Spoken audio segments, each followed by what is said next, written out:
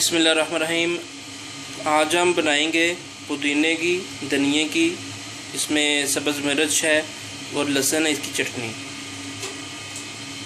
तो आइए देखते हैं कि ये चटनी कैसे बनती है। ये सारी चीज़ें हमने अब इसको ग्राइंड करना है।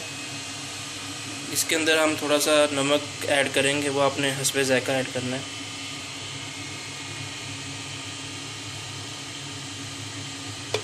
ये अपने इसमें नमक ऐड कर लिया।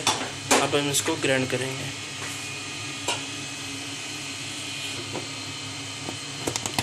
नमक डालने के बाद थोड़ा सा पानी ऐड कर लें और इसको ग्राइंड कर लेंगे।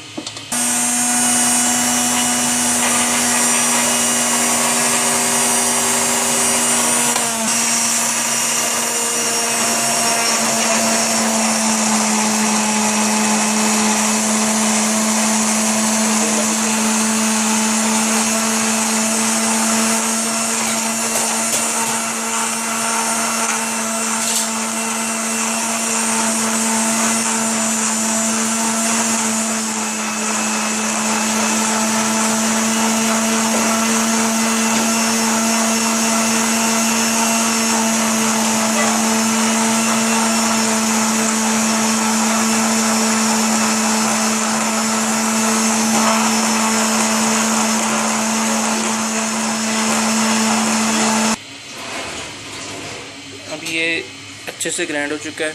अब हम इसको डिश आउट करेंगे।